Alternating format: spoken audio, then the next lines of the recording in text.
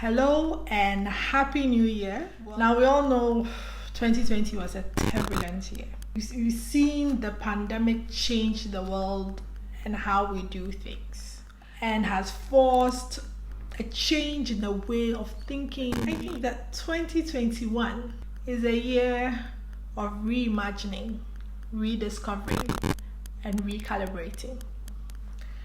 My name is Ethel Kofi, and today I'd like to talk to you about reimagining, redesigning, recalibrating your career and career leadership for 2021.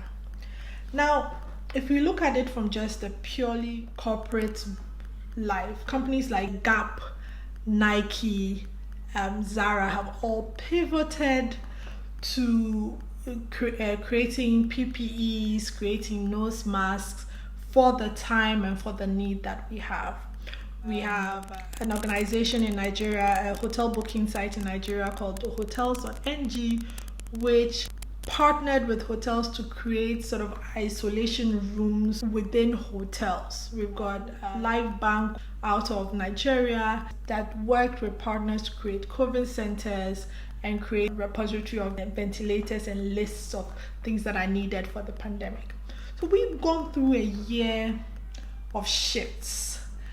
And I think that in order for us to go to our next level, to move along our greatness, if you will, that we need to look at 2021, at least I'm looking at 2021 as a year of not go, action, but a year of introspection, sit back, like reinventing ourselves.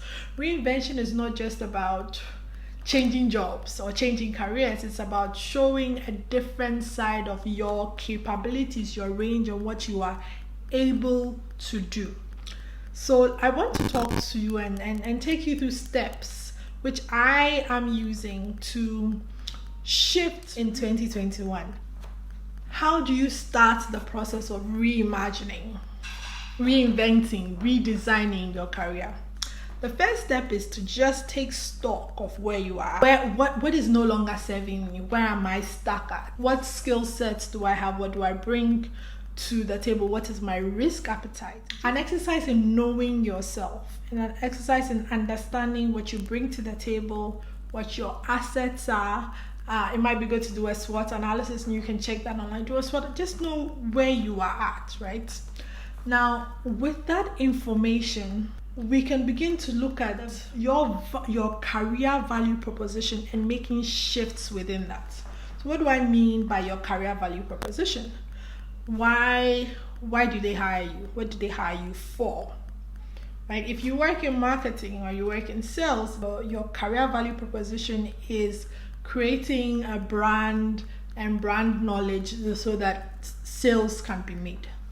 That's what you bring to the brand, and you might have specific skill, like you speak French, or you have a great network. There are some boards that I'm on by virtue of the network that I have, and the eyeballs that I attract to the business, and the digital transformation skills that I have. That's my career value proposition on that board.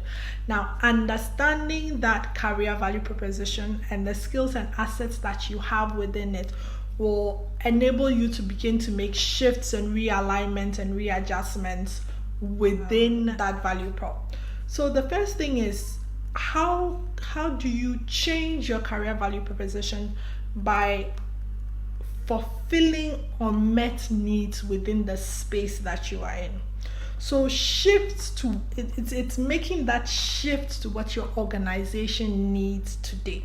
So for instance, if you work in the banking sector and you want to shift or future-proof or reimagining your career, you probably have to begin to think around sort of fintech, you have to think around Bitcoin, you have to begin to think around blockchain, and you have to begin to shift to your roles and design your roles in there to begin to meet these unmet needs that are beginning to show up within your role and within your space. That's one way to begin to look at shifting your career value proposition and shifting your role. The next thing would be creating new career value proposition with existing assets.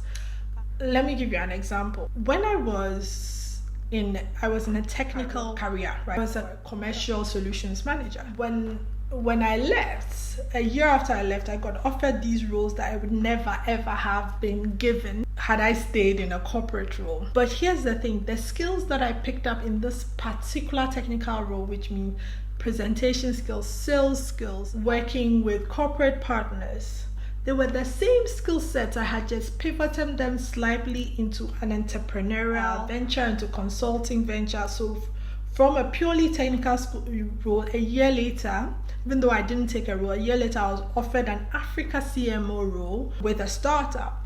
That shows you that you can take within whatever role that it is, you can begin to pinpoint certain skill sets that can then be drawn down and used in another space, and that can enable you. Now, if I had wanted to take that role, I would have gone from working in a purely technical role to a marketing role. It's a jump that most people can't do often, but there are skill sets that can be drawn to make that change. That's another way of shifting and reimagining what your career would look like. The third way you could reimagine your career is to begin to look at your role as an end-to-end provision of solutions. Now, say you work in a corporate role and you are a cog in the wheel, right? So maybe you are a performance reports manager. You create performance reports, sales reports that go to the team at the end of every week, every month. Now, essentially, you have to ask yourself the question in that, what are the reports for? The reports are to enable decision making. So you could take a step back and reimagine and redesign what your role looks like by not only now creating the report, but beginning to look at industry trends and action taken based on similar data, right? So the report now is not just a report that goes out, it's a report that goes out with, here are possible ways in which we can attack competition based on this data, based on historical research. You're then showing the organization you're in that you have capacity and you have range. And so they begin to think of you more than just a cog in the wheel, and then there are opportunities to go up and to expand your role. Right? The most dramatic thing you can do when you redesigning your career is to essentially create a new target for your skill set. So up and pick the skill sets you have and move into a totally different industry. A salesperson to a cook. I will propose that you do small shifts. So small changes in your career to shift you in a way where you are turning the cog, you are redesigning, you are changing, going up, going down, changing careers, changing industries, redesigning what your role looks like, but you do it in slow progressions. Or if you have the capacity for it, you can do it in one big bang. But understand you can either take small steps or you take big steps towards this role, and it has to be something that you do consistently and continually. And overall, in whatever your career point is, even if you're feeling stuck, even if you feel like you need a change, even if you feel like it's time to reimagine, the world has changed, you want to change with it, you always must be entrepreneurial ideas of creating solutions, products, ways of doing things, creating new processes and then bringing them into roles and to careers. It's always something that must be overarching if you are going to be thinking about making reimagining careers, shifting careers, changing careers. My last words on the topic is understand this. You need resilience as you do this, because you will fail, you will fall flat, but understand that it's a learning process. Understand that you must also surround yourself with the people that are have made the shifts before you or are in the places where you want to shift to. Makes it easier for you to understand what it is that you're working towards. And then the last thing I have to say here is, don't be too worried about what people think. You've got to ignore the crowd. You've got to focus on what you need, and don't worry about what people think.